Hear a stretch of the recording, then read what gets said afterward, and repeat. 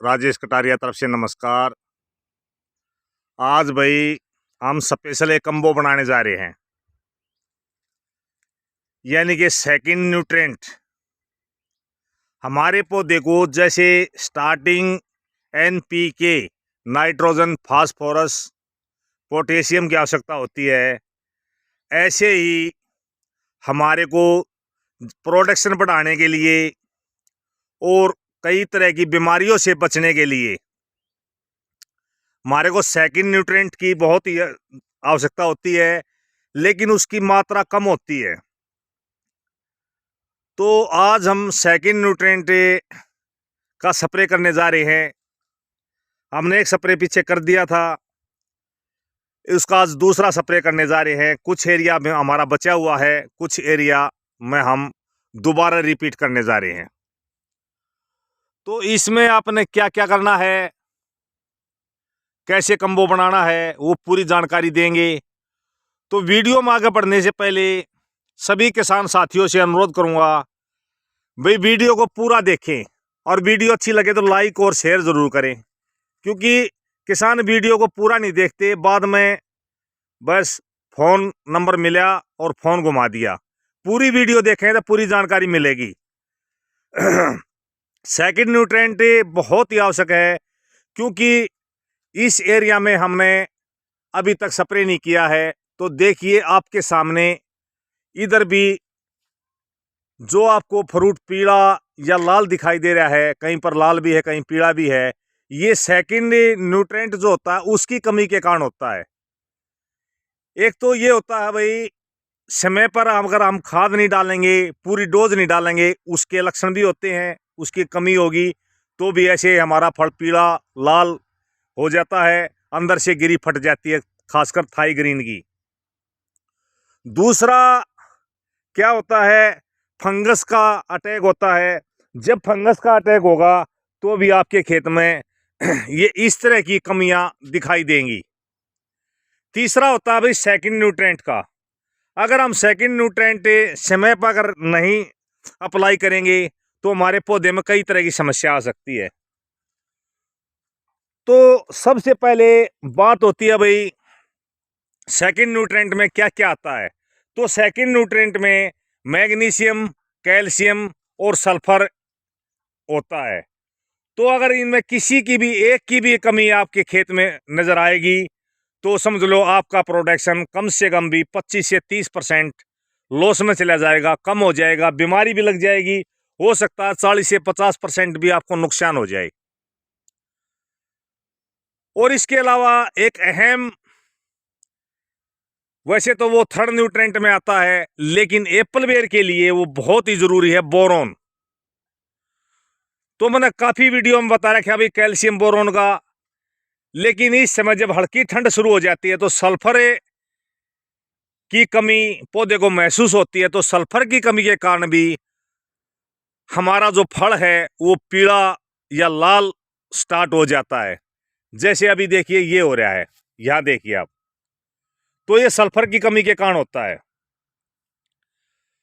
तो आप ना अगर फंगीसाइड का इस्तेमाल किया है तो उसके बाद आपका फिर भी फल लाल हो रहा है तो समझ लेना सल्फर की कमी है। अगर किसी किसान भाई ने सल्फर का इस्तेमाल किया है तो समझ लेना उसके खेत में से अभी तो पूरी तरह से फंगस दूर नहीं हुई है। और जब तक हमारा पौधा हरा भरा नहीं होगा, क्लोरोफिल पौधे के अंदर नहीं बढ़ेगा, तो कई तरह की समस्या आती है। इसलिए मैग्नीशियम का भी बहुत ही ज़रूरी इस्तेमाल करना होता है। तो अब मैं आपको ले चलता हूं भाई, इसमें कितनी डोज जाम स्प्रे का जो हमने मिला रखा है, कितनी मात्रा में कौन से को लेना चाहिए, तो अभी मैं आपको वहां पर ले चलता हूं।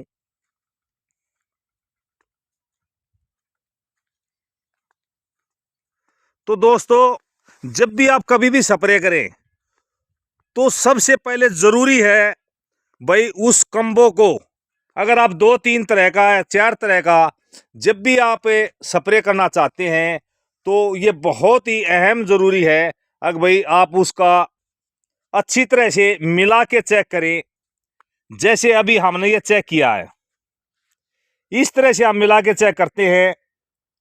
अगर आपने मिला के चेक नहीं किया तो हो सकता है किसी न किसी में साइड इफेक्ट हो जाए और आपकी सारी मेहनत पे पानी फिर जाए। तो अभी आप हमने क्या क्या लिया है अभी आपके सामने है। मैं इनकी डोज भी बताऊंगा। तो सबसे पहले हमने मैग्नीशियम लिया है। मैग्नीशियम सल्फेट की जो डोज है वो आपने लगभग पर टंकी की मैं बात करूं तो 100 ग्राम, अगर 1 एकड़ की बात करूं तो लगभग 1 केजी के आसपास। इसके बाद हमने सल्फर लिया भाई 80%। 80% के रिजल्ट बहुत ही बेहतर है। 90% जो सल्फर होता है वो जड़ों के माध्यम से देने के लिए होता है। तो 80% का इस्तेमाल करें। हो सके तो WP या WD जी, WP का अगर आपने मिल जाए तो वो इससे भी बेहतर रिजल्ट देता है। लेकिन 80% में कोसा मिल जाए आप नहीं घबराना, आपने वो इस्तेमाल करना है। इसके बाद हमारे पास कुछ बोरोन बची हुई थी। जिस किसान भाई ने पहले से बोरोन का इस्तेमाल कर दिया है 2 बार, तो वो अब की बार ना करे। अगर नहीं किया है तो बोरोन भी आप इसके साथ मिक्स कर सकते हैं। इसके बाद लिया भाई हमने, कई जगह हमारे खेत में अभी भी फंगस दिखाई दे रही है तो उसके लिए हमने लिया भी बोवास्टिन। इसके साथ कैल्शियम को हमने मिला के देखा, लेकिन कैल्शियम का कंबो इसके साथ नहीं बन पाया। वो जैसे हम कैल्शियम डालते हैं कांच के गिलास में तो उसका घोल फट जाता है। तो कैल्शियम की जगह हमने गुड़ का घोल लिया है। तो अब बात आती भी मात्रा। तो सबसे पहले मैंने मैग्नीशियम की मात्रा आपको बता दी थी भाई 1 केजी या पर टंकी 100 ग्राम। बात आती सल्फर की। तो सल्फर ना की 1 एकड़ के हिसाब की बात करूं तो लगभग आपने लेना है 250 से 300 ग्राम। पर टंकी की बात करूं तो 20 से 25 ग्राम, 30 ग्राम। क्योंकि हमारी 20 लीटर की टंकी है इसलिए हम 30 ग्राम के हिसाब से लेते हैं। अगर आपकी 15 लीटर की टंकी है तो 20 से 25 ग्राम आप ले सकते हैं। अगर मैं बोरोन की बात करूं तो बोरोन भी आपने लगभग 20 से 25 ग्राम पर टंकी। 15 लीटर की है तो 20 ग्राम, अगर 20 लीटर की टंकी है तो 25 से 30 ग्राम आप ले सकते हैं। अगर मैं बोवास्टिन की बात करूं तो बोवास्टिन आपने लगभग 30 से 35 ग्राम पर टंकी। 15 लीटर की टंकी है तो, अगर 20 लीटर की टंकी है तो एवरेज आपने 40 से 50 ग्राम। अब बात आती है भी गुड़। आपने करना क्या है, ध्यान रहे सभी जितने भी आपको मैंने बताए हैं सबको अलग अलग घोल बनाएंगे। जैसे अभी हमने सभी का अलग अलग घोल बना रखा है। अगर मैं बात करूं गुड़ की तो गुड़ लगभग 1 केजी 1 एकड़ में। 10 डब्बे, अगर मान लिया 10 टंकी आपकी 1 एकड़ में लगती है या 12 लगती है तो 12 डब्बे डाल लेंगे। अगर 10 टंकी लगती है तो 10 डब्बे डाल लेंगे। उसमें 1 किलो गुड़ का घोल बना के अच्छी तरह से मिक्स कर देंगे। इसी तरह हमने बारी बारी सभी आइटम लिया है। जैसे भाई यहां सल्फर लिया है, या हमने बोवास्टिन को लिया है, या हमने भाई बोरोन को लिया है, और यहां हमने उसको मैग्नीशियम को लिया है। तो इस तरह से अलग अलग घोल बना के, और टंकी में करना क्या है, टंकी में पहले आधा, जैसे अभी हमने यहां तक पानी डाल दिया है, यहां तक पानी डालने के बाद बारी बारी सब में से एक एक डब्बा हम इसके अंदर डालेंगे और खेत में स्प्रे कर देंगे। तो इस तरह से आप भी कर सकते हैं। तो ये आपके सामने समस्या नहीं आएगी। अगर आपने ये काम कर दिया तो मैं गारंटी के साथ कहता हूं आपके खेत में कोई बीमारी भी नहीं आएगी।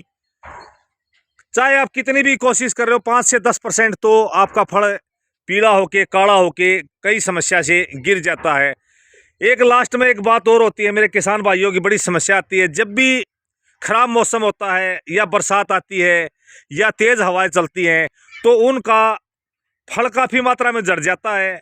तो वो सबसे खास कमी होती है उसके अंदर भाई सेकंड न्यूट्रेंट की कमी के कारण, खासकर बोरोन के कारण।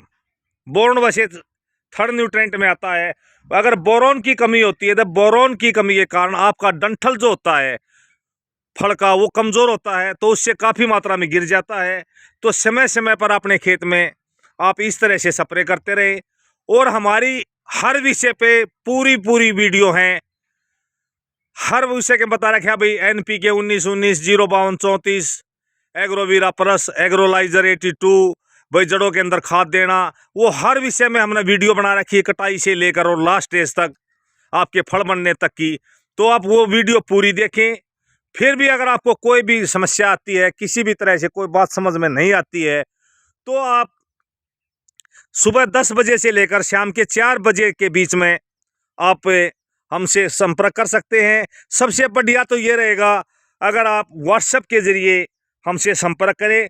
सबसे पहले अपने कोई भी समस्या आती है तो अपने प्लांट का फ़ोटो उतारें। फ़ोटो लेने के बाद उसको मेरे व्हाट्सएप पे भेजें और वॉइस मैसेज छोड़े। आपको जो भी प्रॉब्लम होती है वो हम ज़रूर सॉल्व करेंगे।